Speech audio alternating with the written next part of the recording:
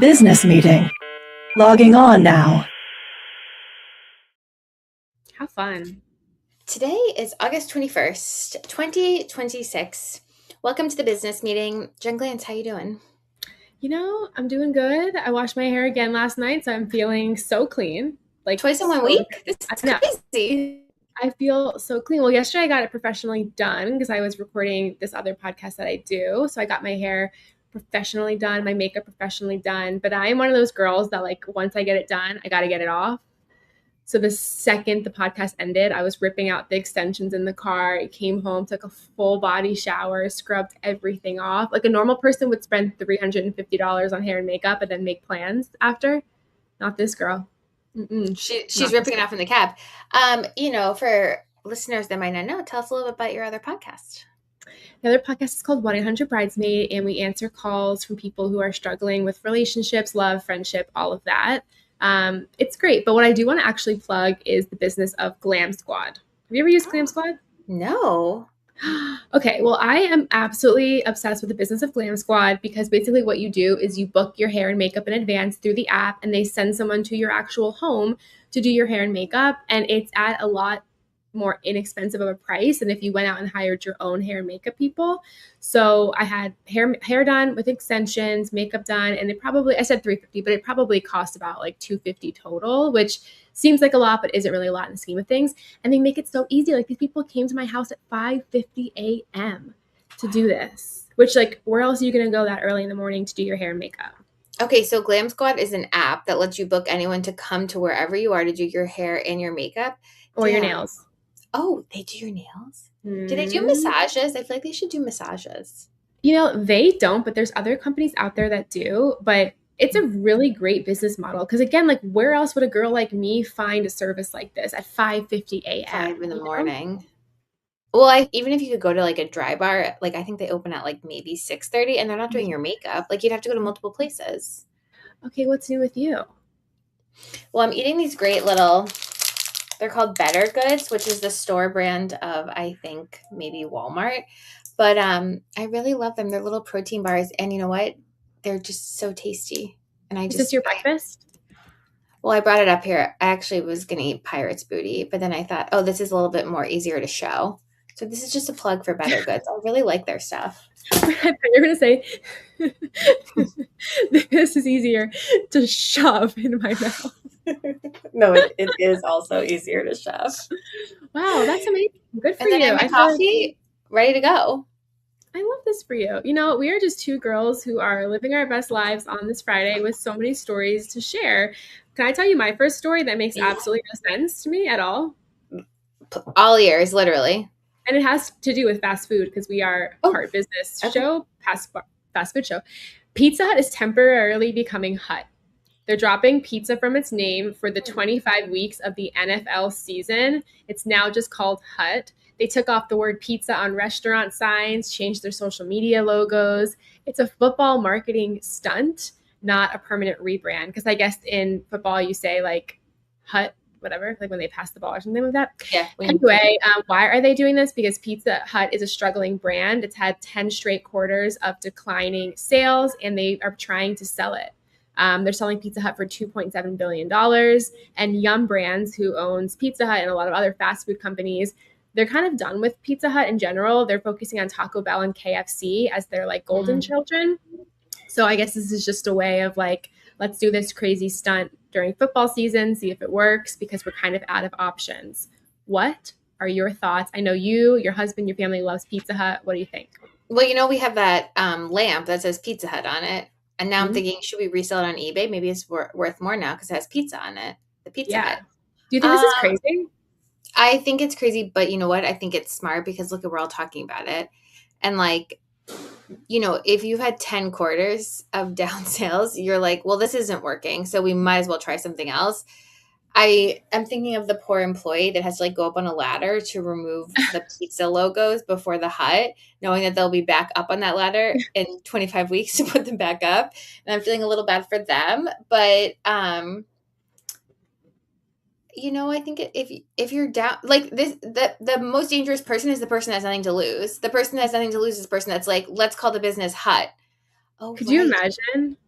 Wait, at a someone in the meeting. chat is saying something really smart. This is like when IHOP changed their name to IHOb, International House of Burgers, which was like another stunt. That's actually a really good comparison, honestly. Yeah, but like, okay, first of all, imagine being the person in the meeting who's like, anyone have ideas? And they're like, I do. We just drop the most important word from the name and call it the least important word, hut. Like, it makes no sense. It's not going to catch on in 25 weeks. No. It's going to be confusing to people on social Agreed. media. When you drive by, you're going to be like, oh, obviously they closed down because now it just says hut. Like, Totally. And like you know how you see like the residue of the words that came down and will look like it's so close. I'm also wondering, I don't totally understand how it exactly ties in. Do people order a lot of Pizza Hut for games? Like, how does it tie into football? I think so, but like, isn't like hut a word they use in football? Like, Yeah. yeah. But what does Pizza Hut have to do with like football? Are they a sponsor? Like, I don't know. I have no clue. Yeah, maybe like, I don't know, maybe they'll run commercials. Maybe they're doing more like marketing campaigns around this, but I feel like not the best idea. You're kind of better off doing like a $9.99 pizza special on Sundays for when people watch the game than changing the name. But yeah, you know, good luck. So okay, so you're the employee in the Pizza Hut meeting, and they're like, guys, the vibes are bad. We're down for 10 straight weeks. Your suggestion is to offer a discount on the pizza?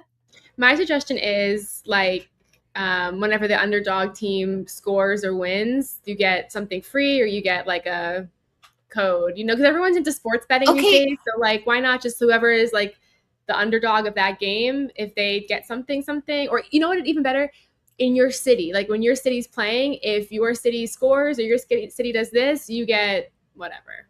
Who's Pizza Hut's biggest competitor, do you think? Domino's. Okay, great. And they're the ones doing that Domino thing. I feel like that they should compete. They should make their own bracket where it's like Pizza Hut versus Domino's. And anytime the underdog wins, because Pizza Hut is the underdog to Domino's, this like campaign would make them sort of like be honest about where they're at. Then like if the underdog wins, just like Pizza Hut's going to win in the end, then like all the pizza's 99 cents or whatever for the day. I like the underdog angle. I feel like that's good because, you know, we're seeing that in the other fast food. Now we saw that, was it Burger King overcame Wendy's? What was it? Yeah. Mm-hmm. So like we're seeing other like underdog brands are moving up. That's like a good angle to play into. That's my other question for you is, what do you think about Yum Brands focusing on Taco Bell and KFC as their like darlings?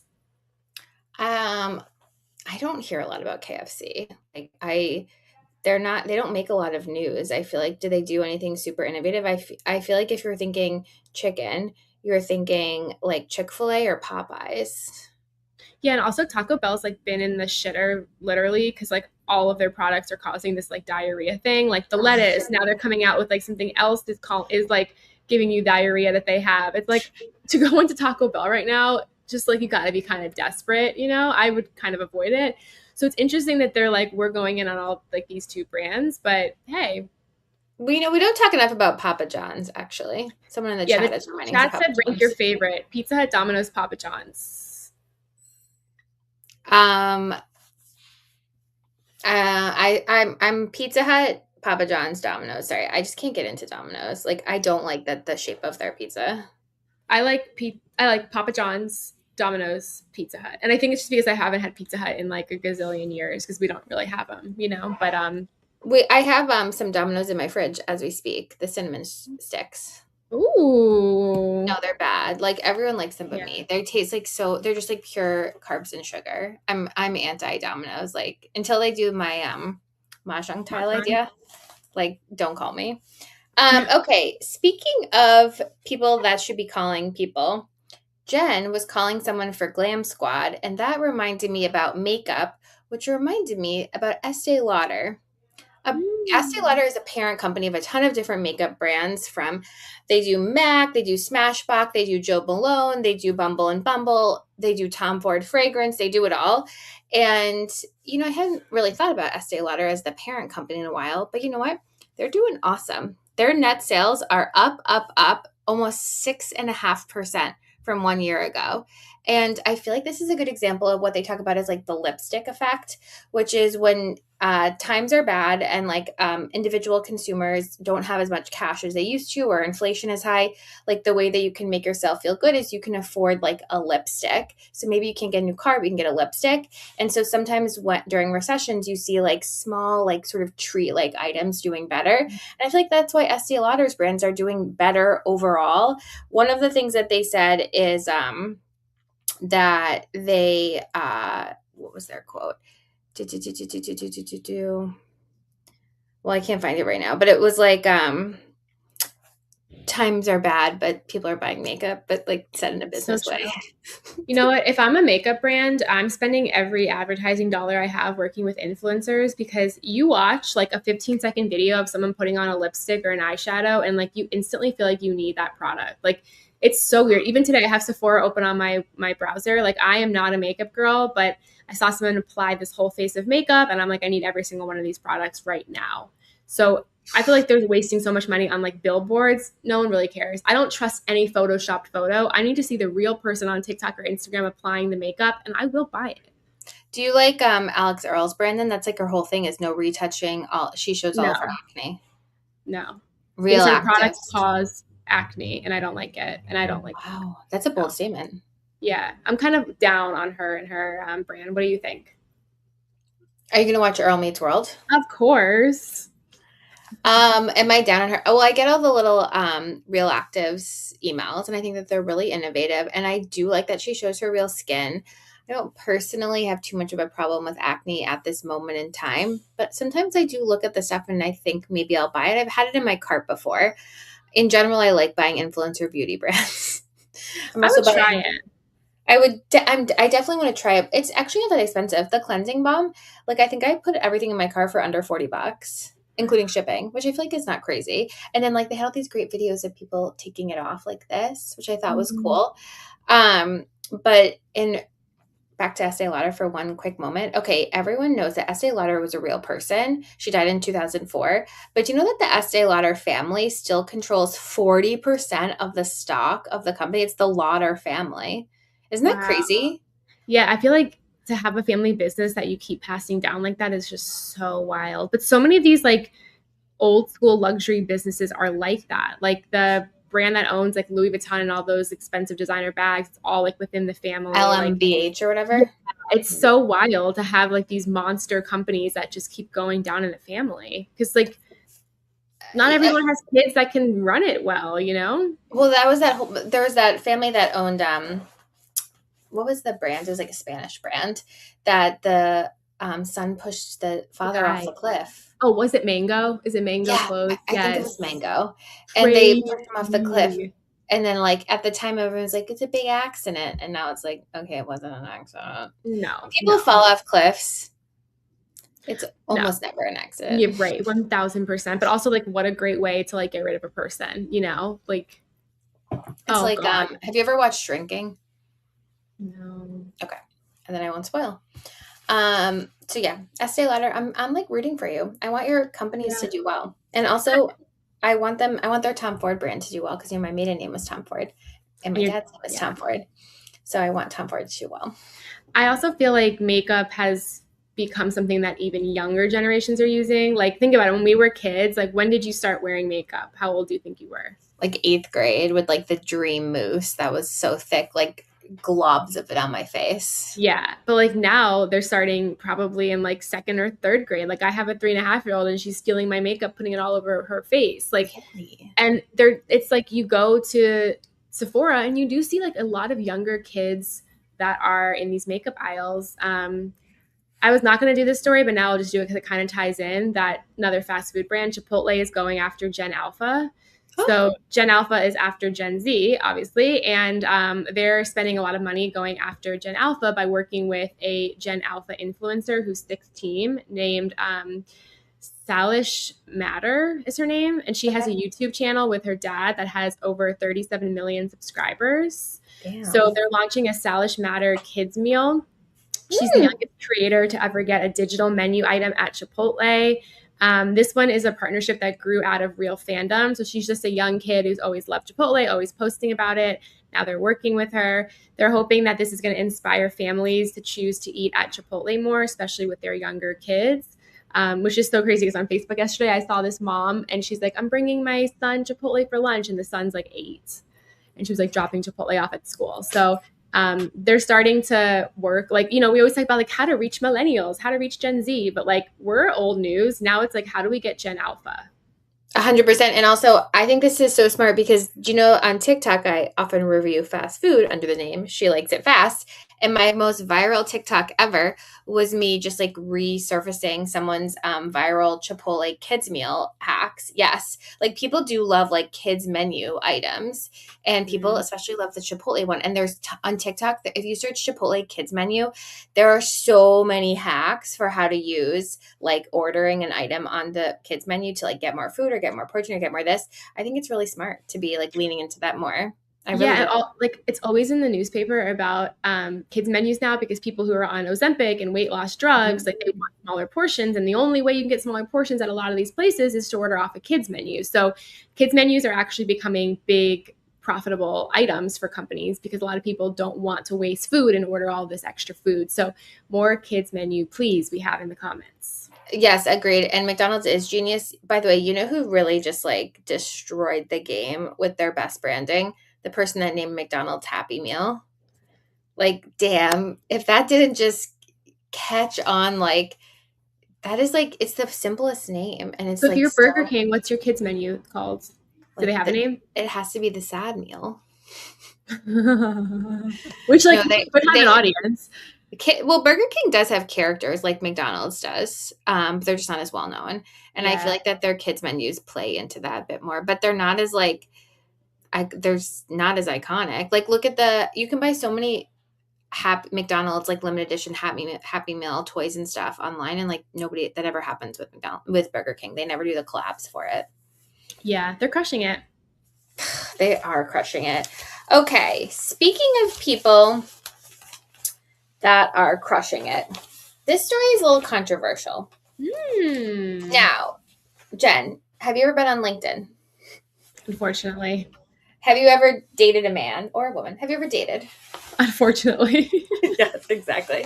So this story is all about, and I just want to say, I'm going to tell you the story and then I'm going to tell you my concerns with it. It's about how many people are using LinkedIn as a dating site. So we talk a lot about on this show because Jen is a bit of an expert in dating and how to find love online and all this stuff about how dating platforms, especially for this younger generation, are like no one's using them anymore. So now people are allegedly, according to this article, going to LinkedIn. And the log line is, despite its no romance rules, the platform is a go-to tool for singles tired of swiping. And, of course, it profiles like a couple that met on LinkedIn and they got married and all this stuff. And they say some no-nos, like you're not supposed to start with like, are you single? I just want to say, I hate this. I hate this so much. LinkedIn used to be such a safe space of like, you go on, you see interesting people, interesting posts. Now it's all AI slop. It's all spammy messages. Everyone who wants to connect with you wants something from you and they don't know you. And now It's becoming dating. No, it's so gross. Here, okay, let's say you're a single person, you're on the internet, you're cruising around LinkedIn, you see an attractive person. Do what a normal person would do. Take their name and go find them on another platform and like get their vibe. See, are they posting with a partner? Or like, do they seem open? Don't bother them on LinkedIn. Like there's enough spam on LinkedIn. You don't have to now also be like fending off suitors.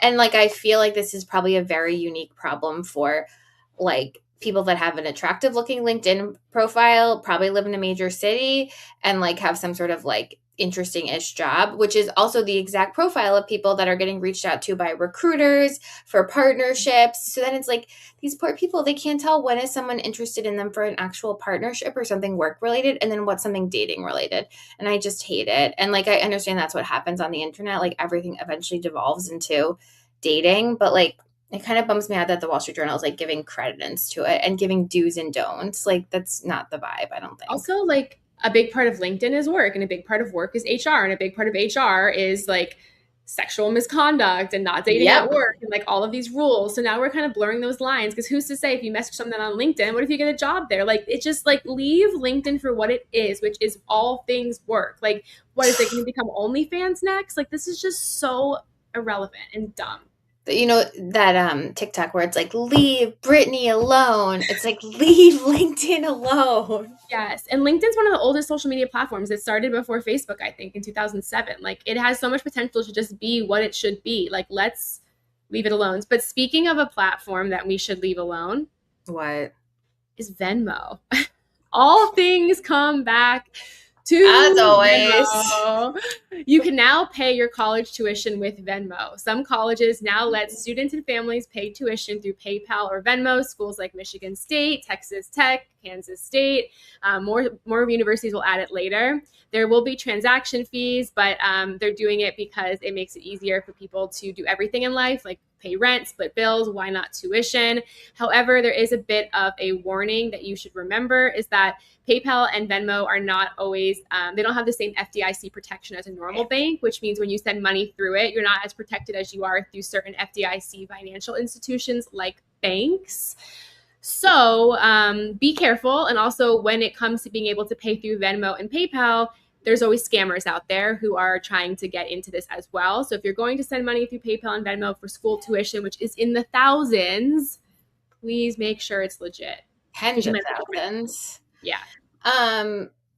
You know, good for Venmo. Like honestly, as a business move, I think this is really smart. Like there's so much more like money to be had when people are doing larger transactions, and then also they can have partnerships with the school if they can prove like, you know, I think a problem sometimes is that like when you pay like large amounts, like it doesn't go through and then you can't register for classes or whatnot. If like the Venmo transaction is like instant or they're using something interesting on the back end. I don't know. I feel like it's a good business move for Venmo. When I was in New York recently, I had dinner with a friend and they had a Venmo debit card that they just like had, and I had never seen one in the wild. So Venmo's just like doing it all. And that when Venmo was first acquired by Braintree in 2013, and then Braintree was acquired by PayPal like the following year. And so that's how Venmo became part of the PayPal family. And I feel like that this was always the end goal, was to have Venmo really be like a true, I don't want to use the word competitor, but like an adjacent product to PayPal. And that's like, it's taken 10 years, but like, listen, that's friggin' cool that you can pay your college tuition with that. I respect that Venmo's doing that. Well, PayPal's goal is to become the financial app students use for everything from splitting dinner to paying $50,000 tuition. I'm looking at Venmo now to see if you can finance purchases through Venmo. Like, so you like have to have the money? I believe you have to have, well, I don't know. For some reason I thought Venmo had a limit of a couple $1,000s. So I don't know exactly how you would pay like a $15,000 tuition bill, but there has to be, maybe you can do it like on the website. You could, I don't really know actually. Maybe they're going to make maybe they're making a special college tuition like app or feature for people to be able to pay through the school. You know, I'm hoping that they have some sort of safe way of like the school being able to. Yeah, because I was trying to pay someone like $10,000 once via Venmo, and I remember I had to split into multiple transactions. Yeah, we used to pay our rent via Venmo to the guy we were supping, and we'd have to pay him like 3. It was like a whole shenanigans. Always a thing, yeah. Maybe they're trying to, but the problem is I feel like Venmo is like, since it's easy to accidentally pay someone, then if you make them money too much, then it becomes like much more of a fraud risk. If you accidentally send $30 to someone, it's like an annoyance. If you actually spend $3,000 someone, it's like a real problem.